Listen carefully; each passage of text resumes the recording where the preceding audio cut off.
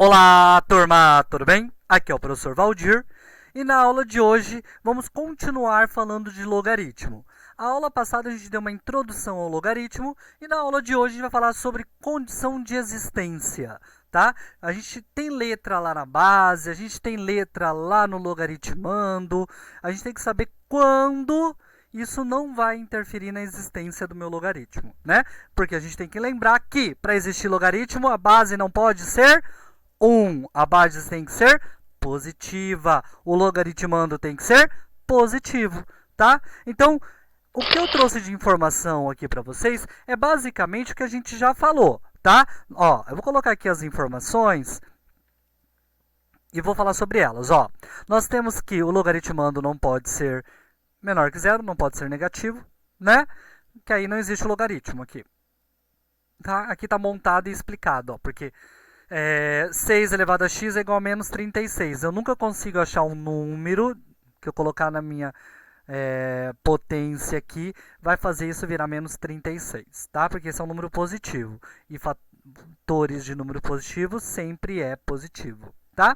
Então, lembra que eu disse para vocês já trouxe isso de informação. Se o logaritmando é negativo, não existe logaritmo. Se a base é negativa, não existe logaritmo, né? Outra coisa também que a gente tem, tá? Não vou nem perder tempo nisso que a gente já falou.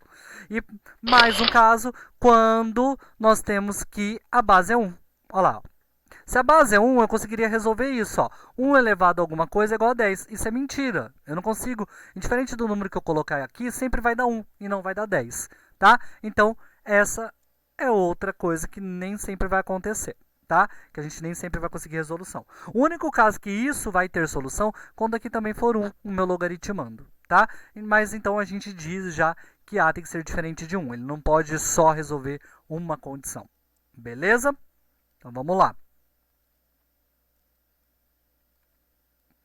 Então, pessoal, ó, quando a gente for resolver um problema de logaritmo e tiver letras ou na base ou no logaritmando, você tem que olhar essas condições de existência, tá? Para ver aonde o logaritmo existe, beleza?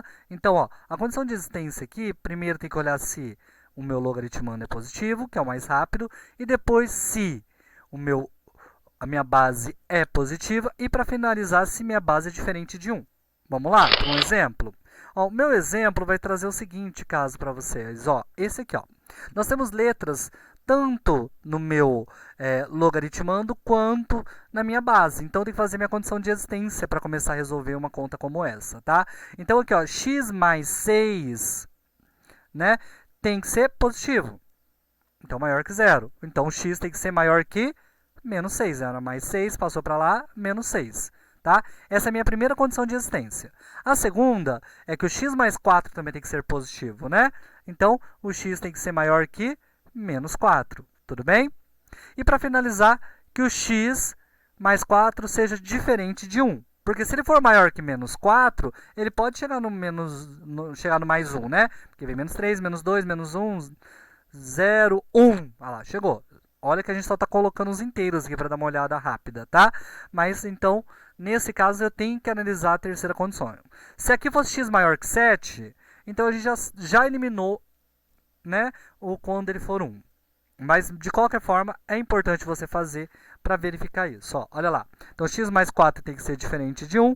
Passo mais 4 para lá, vira menos 4. 1 menos 4 vira menos 3. Tá? Então, x tem que ser diferente de menos 3. Vou colocar as retinhas aqui e vou explicar. Ó. Então, nós temos que o primeiro caso tinha que ser maior que 6. Então, ele fica do lado direito do 6. Né? Bolinha aberta porque não tem sinal de igual, porque ele não pode ser zero, senão, por isso que não tem um sinalzinho de igual aqui embaixo. Tá? Nós temos maior que menos 4, mesma coisa aqui. Nós temos que ele pode ser tudo menos o número 3, então a bolinha aberta é só no menos 3. Agora a gente vai encontrar o que está em comum entre todos. Tá?